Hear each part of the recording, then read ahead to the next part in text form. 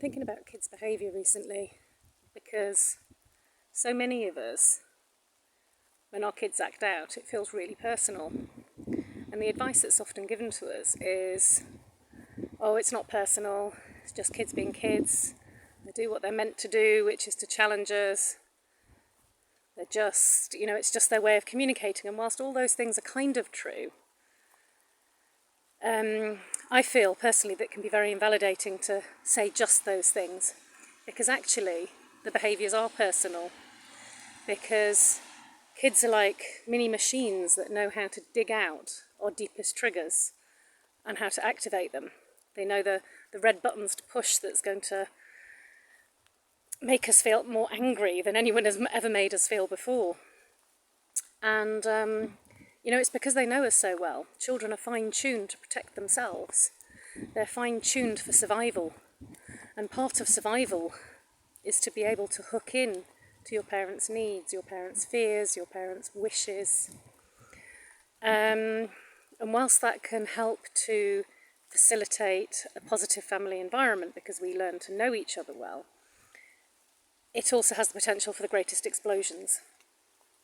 And so I think that when we as parents are struggling with our children's behaviours, with the words they use to wound us, with the behaviours that are most triggering to us, I feel it's really important to validate that it is personal and it can feel deeply personal.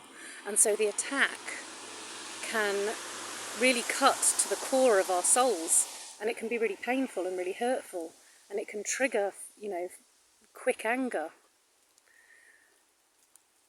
Whilst I'm saying on the one hand that there is a personal element to it, when we say, oh, it's so personal, at the same time it's not personal, because your child really is behaving in a way that is designed to protect themselves, to communicate what's going on in their inner world. It's not, the motivation isn't to wound you, not the deepest motivation. The deepest motivation is not to harm you or to wound you or to trigger you. The deepest motivation comes from within themselves, which is to ease the discomfort they're feeling or to truly express how they're feeling. And I remember reading something recently, and it was saying, if you inexplicably feel angry when you're talking to your partner and you're not quite sure why you're feeling so angry, one thing could be to take it as an assumption that you're taking on the other person's feelings, and maybe that's how angry they feel. And it's the same with your kids. If you suddenly feel very anxious, for example, at drop-off, instead of taking it on as your own anxiety, although it may be, have a think about whether what you're actually doing is picking up your child's anxiety. And if it's intolerable to you, imagine how difficult it is for your child. The way our kids behave gives us a huge amount of information about how they're actually feeling. And so if they're exploding a lot, if they're swearing a lot, anger and fighting is a lot easier to tolerate than anxiety and fear and sorrow for many people. I'm not saying this is for everyone, but for many people and for many children. And so when your child's anxiety is highest, or their fear is highest, or their sadness is highest, they might try to pick a fight, because then they'll be arguing with you. And by having a big fight, it releases the tears and makes them feel better. It releases that tension that they're feeling within themselves into something tangible, an argument, a fight. And instead of having to deal with potentially the root cause of the feelings, they can turn around and say, oh, it's because my mama's mean, or my daddy's horrible, or, I've had a fight with them. And it's easier for them to focus on that dynamic than focusing on the complex web of messy feelings that they have inside them. So I just wanted to post this because I wanted to acknowledge and validate that when kids are acting out, and particularly so with meltdowns with neurodivergent children, it can feel unimaginably difficult to carry. And it can make you revert back to that small child who carried those big feelings yourself and didn't know what to do with them. So a lot of the time, when our children are struggling, it can also remind us of how we felt as children. And if we bear in mind, for example, with neurodiversity, that it is genetic, chances are we may have felt the same as our children are feeling in that moment when we were little. And so it can also trigger unresolved pain, lack of support from when we were little. And so it's much more complicated than just, this is personal. It's much more complicated.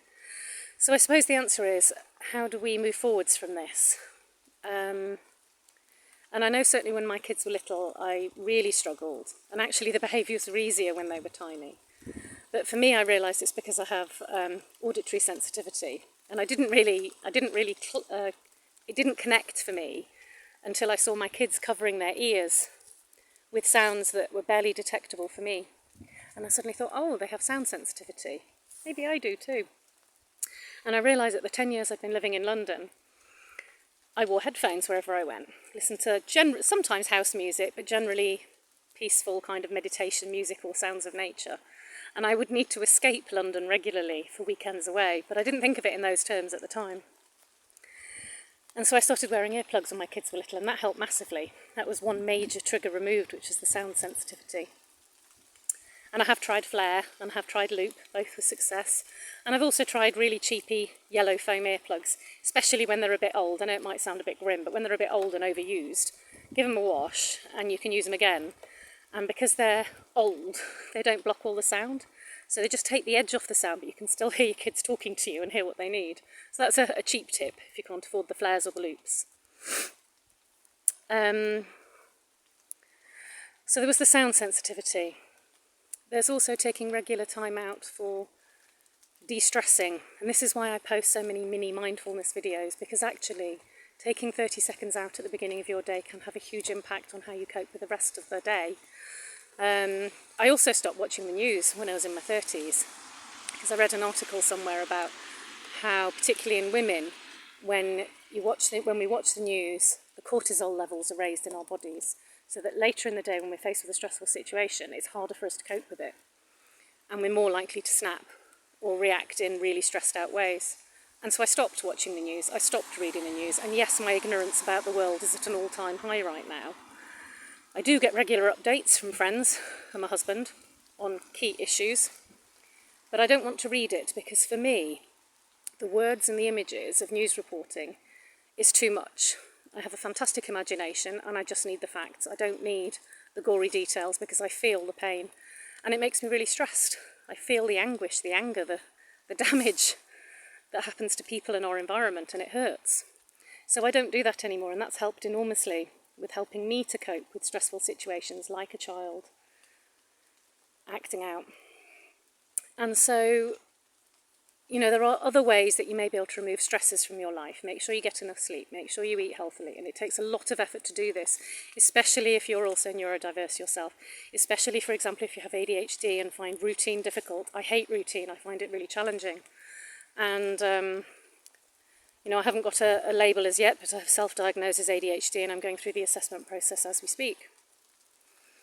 Whether I'll come out with enough traits for a label, I don't know, but certainly understanding myself through the lens of neurodiversity has helped me to identify some of my unmet needs and to allow me to position myself as a calmer parent, a calmer sibling, a calmer child, a calmer person in my life.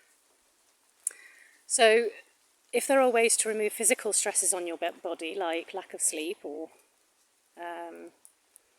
unhealthy eating, making sure you get movement. You don't have to be you don't have to go out and do an hour of exercise every day, but just a brisk walk in the morning or having a stretch, starting from where you are and slowly moving up to something that's manageable and sustainable.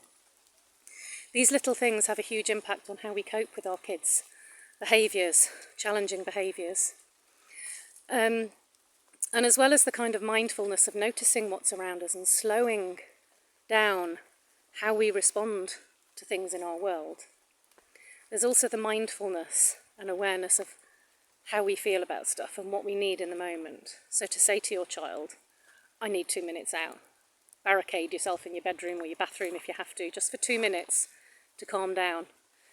And I remember after I went through a phase of watching the Marvel TV shows, and what was it called? Iron Fist really hooked me, because I was reminded of all the yoga and meditation I'd done when I was younger and had the time to do it regularly for lengthy periods of time and weekend retreats and stuff. But it reminded me to channel my chi, to find that kind of inner calm within yourself, that well of stillness from which you can then act consciously and less reactively.